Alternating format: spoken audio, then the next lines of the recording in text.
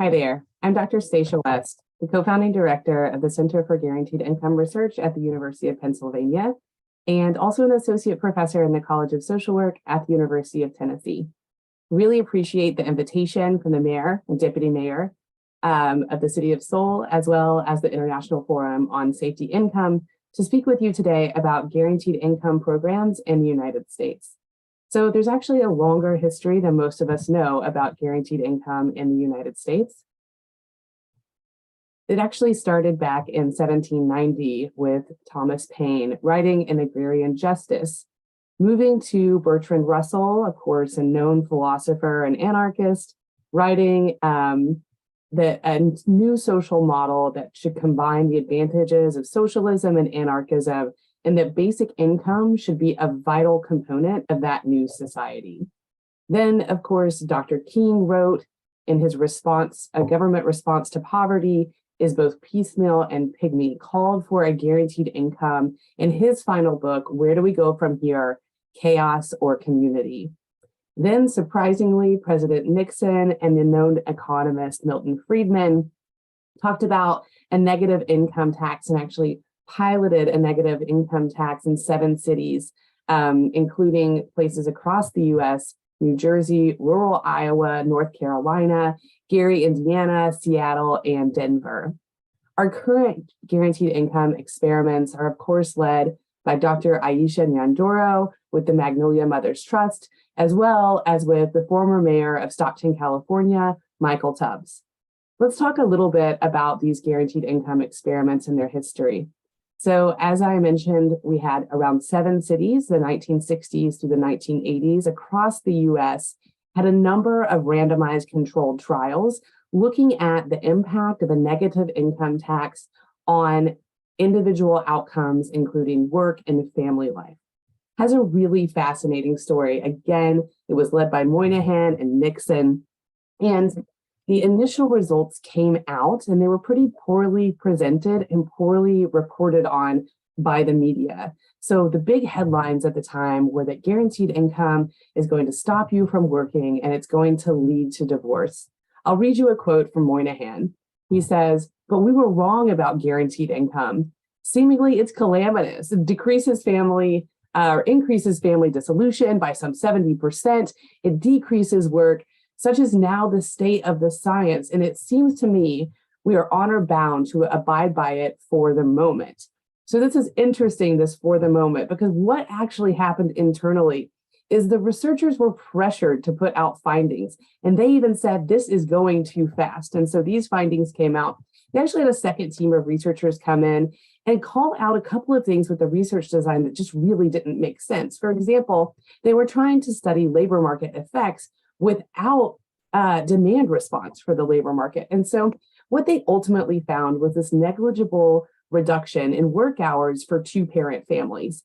And we also saw that people were spending more time in school. Kids were doing better in school. There were fewer hospitalizations, and there was more time spent caretaking. So those are the actual findings of the negative income tax experiments. But because of the sort of public narrative that had been put out there by Moynihan and Nixon, it kind of died with neoliberalism as that was ushered into the US. So then shifting now to our current moment of guaranteed income in the US. The first to launch was the Magnolia Mothers Trust in Jackson, Mississippi. This occurred in the fall of 2018. It is non-experimental, so the researchers really did not, they've done sort of an internal program evaluation, so the things I'll speak about are about that. $1,000 a month for 12 months, initially to a cohort of 15 African-American women living in public housing in Jackson, Mississippi. Cohort 2 was then expanded to 110 individuals, cohort 3, 100 individuals. And so what they found in their program evaluation was there were improvements in financial security. People were able to pay their bills on time, more time spent preparing meals at home and spending time with kids. And they paid off over $10,000 worth of debt, which is an incredible amount specifically for this first cohort of 15 women. They also reported improved food security. So promising findings with that study. Here's a photo of one of those families. The next, of course, and possibly the most popular guaranteed income demonstration that's occurred in the US is the Stockton Economic Empowerment Demonstration. So this was a city-led demonstration that began in February of 2019, of which I, along with Dr. Castro, who's the co-founding director of the center, were the PIs. So again, in Stockton, California, it was a randomized controlled trial in which we had both a treatment and a control condition. They received initially $500 a month for 12 months. And it was ultimately expanded to be 24 months, specifically as a result of the pandemic. This, you kind of think about it, occurred 1 year of the pilot pre-pandemic and 1 year of the pilot during the pandemic. So in the first year, what we saw was improved financial security for recipients compared to the control condition. They had less financial volatility or month-over-month deviations in income, which we know can cause stress in the body and the brain.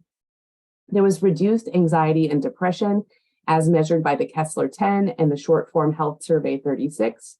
There was improved full-time labor force participation, and importantly, more time spent with family. In addition to the surveys that we did to understand the impacts on financial security, anxiety, and depression, those sorts of things, we want to understand the how did this happen. So we actually did in-depth interviews multiple times with the participants to understand more depth about the way that guaranteed income impacted their lives. And what we heard time and time again was it allowed more bandwidth to spend with friends and with family, which we know are important predictors of mental health. As we move forward, there's been a proliferation of pilots across the US in response not only to the positive impacts of Stockton, but also to the global, both public and economic crisis that was the coronavirus pandemic. So now we have over 100 pilots across the US, 29 of which are being studied at our center. This map here, provided by the Stanford Basic Income Lab, shows concluded experiments as well as active experiments. And so you'll see some of these if you go to this website, guaranteedincome.us. You can see concluded experiments and what they found all the way back to what we call the Sime Dime or the negative income tax experiments that were Seattle and Denver, as well as in New Jersey and North Carolina and Iowa. So you can see the results of those, and you can also see the active experiments that are occurring. This was last updated in May of this year, and so there's more on the way, I'm sure, at this point. It seems there are many nonprofits and governments are implementing guaranteed income programs. So what we're doing at the center as we approach this proliferation is we understood how important it was to have common instrumentation and design across the pilots, such that we would be able to look at regional and demographic variation, as well as changes in dosage and duration to understand what are the mechanisms of change for guaranteed income as it results to sort of microeconomic or social and economic outcomes. So here you can see we field a core survey every 6 months for all individuals. There are around 16,000 now that are assigned to both treatment and control conditions within the pilots that are researched at my center. So the core things that we look at are financial outcomes. What does income volatility look like? How is employment going? What are the wages? What are the industries? We use the short form health survey 36 again to look at physical health changes. We use the Kessler-10 to look at changes in anxiety and depression. We use the aptly named chaos scale, which looks at sort of the internal household dynamic. How are parents and children functioning within their household milieu? We use the Hope and Mattering scale. We also measure food security and assets, the ability to pay down debts and save for the future. Importantly, with all of these experiments, again, we do in-depth interviews with the participants because it's great to know if things change, right? Were they doing better with anxiety or depression? But it's actually more important to know what's the theory of change and how did this occur? So across 29 pilots, it's a lot of interviews with a lot of different participants. We have a great team doing this work. I want to also point out that in addition to the core surveys, because we do research that is community-based and really embedded with government institutions as well as nonprofit organizations, we ask communities to identify a couple of different research domains that they feel are most important in their own communities. So for example, the city of Los Angeles, which is running a pilot, one of the largest in the country, over 3,000 people receiving $1,000 a month for a year, shows that they wanted to look at community and interpersonal partner violence. So those are additional domains that we're looking at. New York, which is a sample of women who have recently given birth. We are looking at child and maternal health and development. In that specific study, we actually have 2 treatment arms, one of which is a $500 per month benefit for 3 years. The other is $1,000 per month. So it's an interesting study in that we'll be able to look at those outcomes as they differ by dosage and duration again.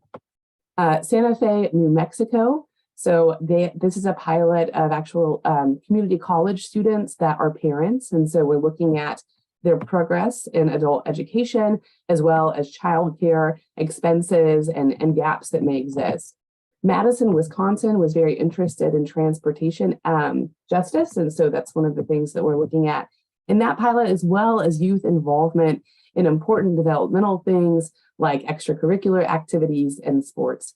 So all told, at the end of the day, what we'll have in the center is a pretty large data set where we're able, again, to look at how does guaranteed income operate across geographies, across demographics, across different dose responses and different durations. And these are all important questions as we think about crafting new policies, a new social safety net that can respond to the needs of those that are most vulnerable in our society. I often get a couple of questions that I wanted to go ahead and respond to here. One, when will the findings be released? We're all eager to know how these experiments are going.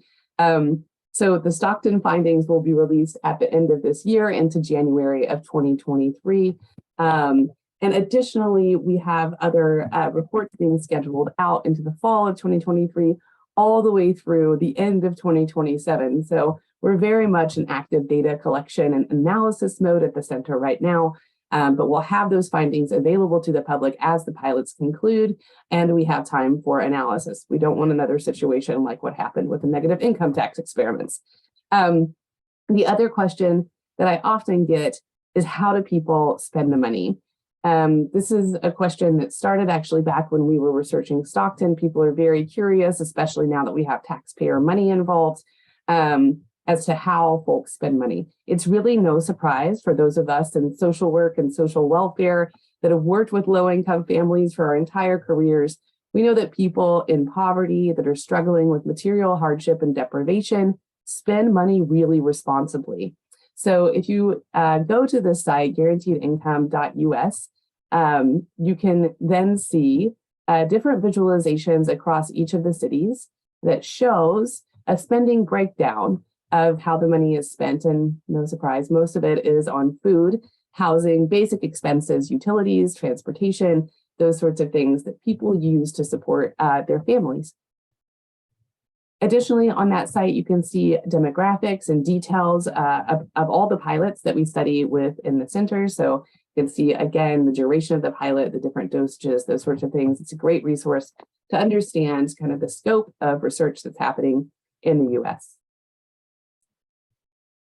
I sincerely appreciate our funders, the Mayors for a Guaranteed Income, the Robert Wood Johnson Foundation, Arrow Impact, the Monarch Foundation, and many others that are supporting this important work across the country.